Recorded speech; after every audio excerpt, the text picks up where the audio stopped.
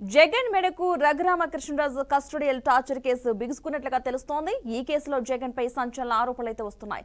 11 పేజీల రిమాండ్ రిపోర్టులో విస్తుపోయే అంశాలైతే వెలుగులోకి వస్తున్నాయి. కస్టోడియల్ టార్చర్ వెనుక జగన్ మాస్టర్ మైండ్ ఉందనే ఆరోపణలైతే వస్తున్నాయి. పియాస్కార్, ఆంజనేయులు, సునీల్ పేర్లు బయటకు వచ్చే అవకాశం ఉన్నట్లుగా తెలుస్తోంది. విజయపాల్ అసలు సూత్రపాత్రదారులంటూ కూడా పేర్లు చెబుతారా, లేక కస్టోడియల్ టార్చర్ కేసులో మాస్టర్ మైండ్ ను పట్టుకుంటారా అనే దానిపై అయితే ఉత్కంఠ నెలకొంది.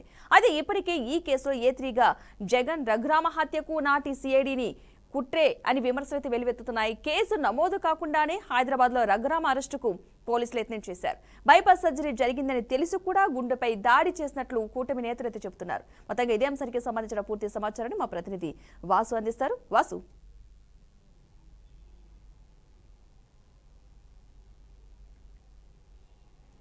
రైట్ పద్మ, ఆంధ్రప్రదేశ్లో రాజకీయాలు రోజు రోజుకు వేడెక్కుతున్నాయి. మాజీ ముఖ్యమంత్రి వైఎస్ జగన్మోహన్ రెడ్డి చుట్టూ ఉచ్చు బిగిస్తుందని అంటే ఉచ్చు బిగిస్తుందనే చెప్పుకోవాలి. ఎందుకు అంటే అటు అదాని కేసు అయితేనేమో కానీ, ఇటు రఘురామకృష్ణరాజు కస్టోడియల్ టార్చర్ అయితేనేమో కానీ, ఈ రెండు జగన్ చుట్టూ ఉచ్చు బిగిస్తున్నాయని చెప్పుకోవాలి. రఘురామరాజు కస్టోడియల్ టార్చర్ను కేసు విషయంలో ఇప్పటికీ విజయపాల్ను గత 13వ తారీఖు నుంచి ఇప్పటి వరకు విజయపాల్ను పోలీసులు అయితే విచారణ చేస్తున్నారు.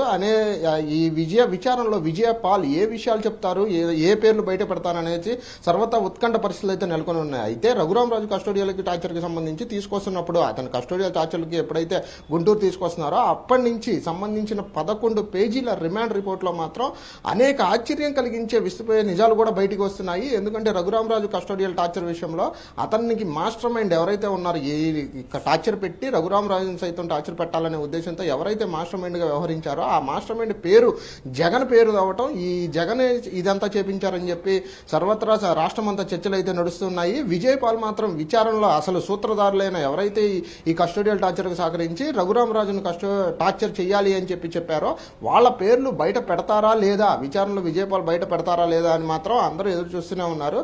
బట్ కాకపోతే ఆయన మాత్రం బయట పెట్టారా లేదా అనేది ఇంకా మనకి పరిస్థితులు అయితే నెలకొని ఉండలేదు.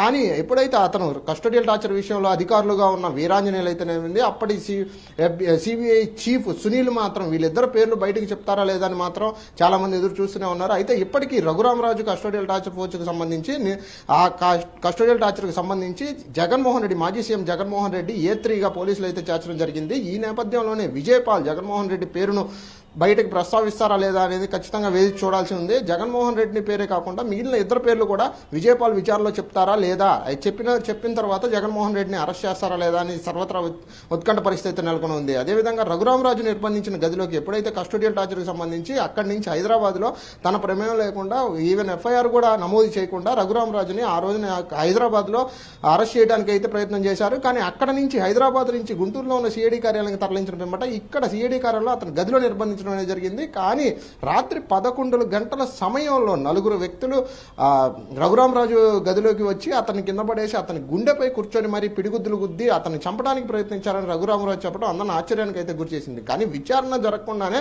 కన్వెన్షన్ స్టేట్మెంట్ రికార్డ్ చేయడం, అదేవిధంగా ఆ కన్వెన్షన్ స్టేట్మెంట్ కు సంబంధించి ఇద్దరు విఆర్ఓల చేత సంతకాలు పెట్టించి మరి ముందుగానే ఏవైతే వాళ్ళు చెయ్యాలి, అతన్ని చంపాలి అని ముందస్తుగానే ప్రిపేర్ అయ్యారో దానికి సంబంధించిన కన్వెన్షన్ స్టేట్మెంట్ తీసుకోవడం లాంటివి చూస్తుంటే చాలా ఆశ్చర్యానికి గురి చేసిందని రఘురామరాజు ఈ రోజు విసిపోయే నిజాలని బయటకు చెప్పడం జరిగింది. మొత్తంగా దీనికి సంబంధించి ఇదే వాస్తవం అని తేలితే కనుక ఖచ్చితంగా జగన్ ని అరెస్ట్ చేసే అవకాశాలు అయితే ఎక్కువగానే కనపడుతున్నాయి. దీనికి సంబంధించిన రఘురామరాజు కస్టోడియల్ టార్చర్ కి సంబంధించిన ఏ విషయమైనా సరే జగన్ మెడ చుట్టూ ఉచ్చు బిగిస్తుందని చెప్పుకోవాలి. Padma, right, thank you Vasu.